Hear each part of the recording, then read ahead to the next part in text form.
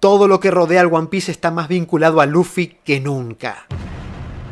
En el volumen 45 del manga, un lector le preguntó a Oda cómo era posible que Kaku y Kalifa no conocieran el poder de las frutas que se iban a comer, mientras que Shanks sí conocía acerca de la Gomu Gomu no Mi.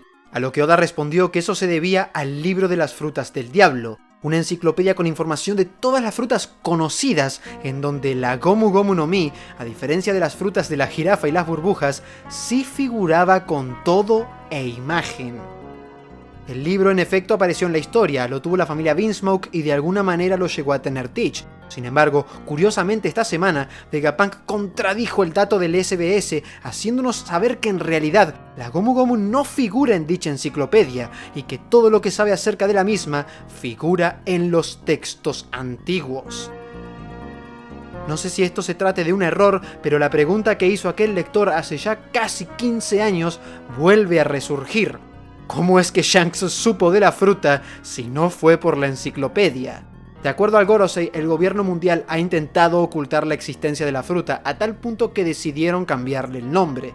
Y puede ser que la respuesta vaya por ahí. Shanks se la robó a un barco del gobierno, en aquel barco quizás se referían a la fruta como la Gomu Gomu no Mi, y puede que de ahí haya sacado ese nombre.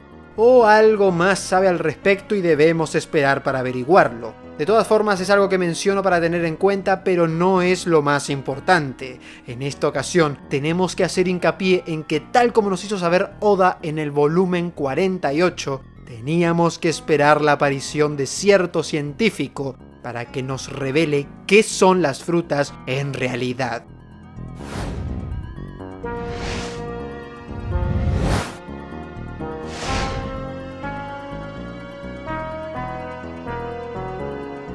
Y lo cierto es que Vegapunk no hizo otra cosa más que confirmar lo que ya muchos suponíamos, creíamos o teorizábamos. Las frutas no son naturales, fueron creadas de alguna manera y su origen está en la humanidad.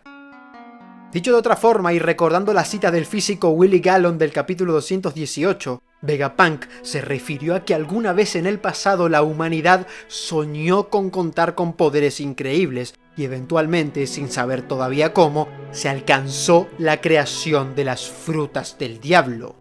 En verdad seguimos con muchas dudas, pero Vegapunk ya puso sobre la mesa un nuevo tema en cuestión que será revelado una vez que nos adentremos en las profundidades del siglo vacío.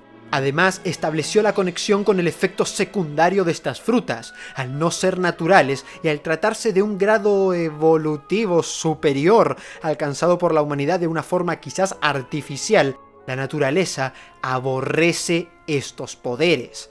Ahora debemos descubrir qué tipo de tecnología se utilizó y si aquella fuente de energía de la que habla Vegapunk está vinculada, pero también cómo se conecta todo el asunto de la voluntad heredada y los sueños. Recordemos por un lado cómo el poder de los sueños es tan importante en One Piece y cómo la presentación de uno de los mejores villanos se dio con una de las mejores frases.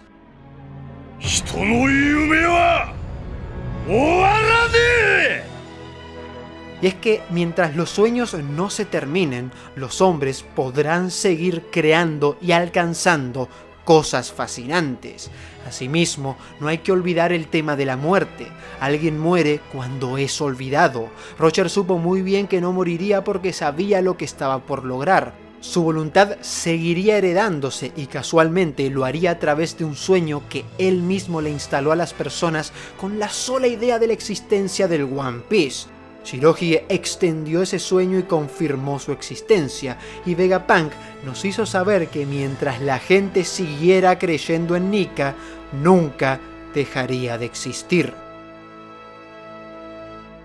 La importancia del olvido siempre fue radical en One Piece. Olvidar es matar, y lo vimos absolutamente reflejado en todo el arco de Dressrosa. De igual forma, el gobierno busca eliminar la historia, que no haya registros de la misma, y si deja de haber la mínima muestra de que algo, como el Gran Reino, o alguien como Joy Boy, existieron, entonces los habrán aniquilado por completo.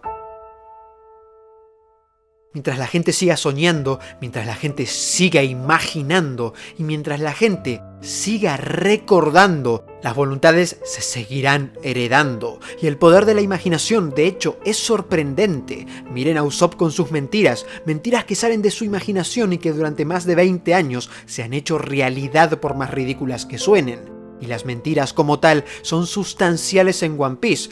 Todo gira en torno a las mentiras. Quien esté en el poder podrá determinar qué es verdad. Y Vegapunk hoy nos recuerda una vez más la importancia de los textos antiguos, porque no debemos olvidar que son una fuente de información incalculable que se halla protegida en el país del dios de las mentiras. Esto me lleva a pensar que los gigantes de Elbaf conocen a la perfección la leyenda de Nika, y de hecho tengo una teoría subida en donde explico por qué creo que Nika, como tal, es el dios de Elbaf. Y de ser así, sería muy interesante que hayan acudido a Ohara para estudiar la propia historia de su dios, de su nación. Y que el primer acercamiento oficial hacia el origen de las frutas del diablo lo tengamos precisamente gracias a uno de los personajes más importantes de la historia, conectando con los textos sobre el siglo vacío y conectando con la fruta de Luffy, el protagonista, nos demuestra que todo lo que rodea al One Piece está más vinculado a Luffy que nunca. Porque no hay que dejar de pensar en esto como un todo. El origen de las frutas del diablo, el guerrero de la liberación, el dios del sol, Joy Boy, los Poneglyph, las armas ancestrales, el gran reino, la gran alianza, el gobierno mundial, el sombrero de paja, el clan de los D, Laugh Tale, la libertad, el One Piece y la imaginación. El sueño personal de Luffy, que solo puede alcanzarse si se convierte en el rey de los piratas, es un sueño infantil y tiene que estar ligado a su propia imaginación. Y él posee una fruta que funciona a través de esa imaginación, misma que tuvo alguna vez la humanidad. Lo más grande de este mundo que llegaremos a ver será un suceso impactante porque será el que le pondrá fin a One Piece. Será algo tan legendario y será posible pura y enteramente porque Luffy así lo ha soñado, sea lo que sea. Hace varios videos mencioné la posibilidad de que la naturaleza tenga una participación destacable en la obra. En aquel entonces me refería al hecho de que en Mary Joyce prácticamente toda la vegetación fue instalada de forma artificial, salvo la que se puede ver en la Cámara de las Flores, y por otra parte está la importancia de todos los árboles gigantes que existen en el mundo. Con lo que se nos dijo ahora parece que también contaremos con la mismísima madre naturaleza rechazando el poder de las frutas del diablo y jugando un rol protagónico en la historia. Ciertamente a medida que nos acercamos al final, One Piece comienza a recorrer un terreno divino y místico. Los protagonistas se verán involucrados en una historia mucho más grande de lo que pensamos, porque será una historia que involucre al mundo como tal. Y si la imaginación es tan poderosa, la voz de todas las cosas, el Haki y el tercer ojo también podrían participar de una leyenda que data de hace tantísimos siglos. La saga final sigue instalando dudas y misterios, pero lo hace conectando cada vez más los distintos elementos que forman parte de la historia. Y como vengo diciendo, todo apunta a un solo lugar.